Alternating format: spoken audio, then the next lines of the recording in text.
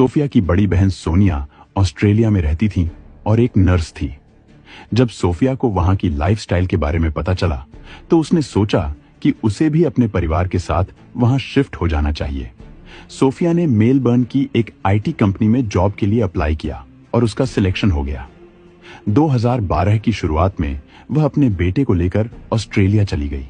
वह चाहती थी कि सैम भी वहां आ जाए ताकि पूरा परिवार साथ रह सके। लेकिन इसी बीच सैम ओमान चला गया क्योंकि उसे वहां लुलु एक्सचेंज नाम की कंपनी में नौकरी मिल गई थी। अब हालात ऐसे हो गए कि पत्नी और बेटा ऑस्ट्रेलिया में थे और पति ओमान में।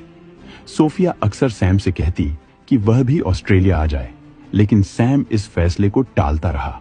उसका एक कारण यह था कि ओमान भारत के करीब था। वह हर महीने 1-2 दिन के लिए अपने माता पिता से मिलने चला जाता था। लेकिन अगर वह ऑस्ट्रेलिया चला जाता तो यह मुमकिन नहीं होता। उसे सिर्फ साल में एक बार घर आने का मौका मिलता और वह भी कुछ ही दिनों के लिए। फिर भी सोफिया अपनी जिद पर अड़ी थी।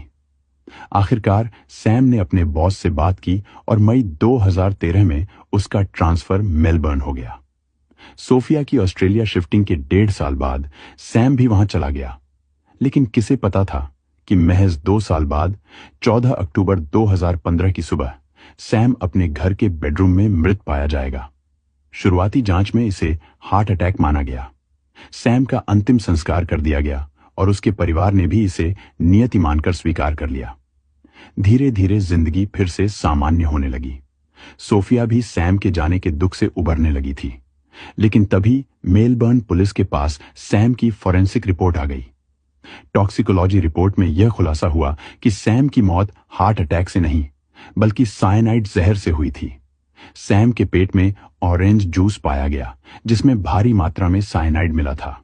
अलावा एवोकाडो मिल्क शेक में भी नशीले केमिकल्स मिले थे। पुलिस के लिए यह मामला अब सिर्फ एक मौत नहीं बल्कि एक संदिग्ध हत्या का केस बन चुका था।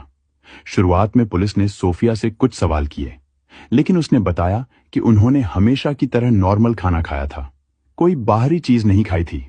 फिर भी साइनाइड इतनी भारी मात्रा में उनके शरीर में कैसे पहुंचा?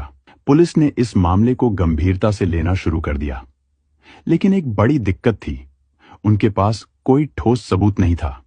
अब सवाल उठता था कि क्या यह खुदकुशी थी या फिर सोफिया की बातों में कोई झूठ छिपा था?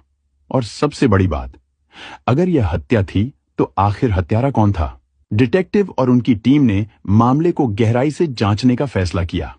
सबसे पहला सवाल यही था कि घर में साइनाइड आया कैसे? यह कोई आम जगह मिलने वाली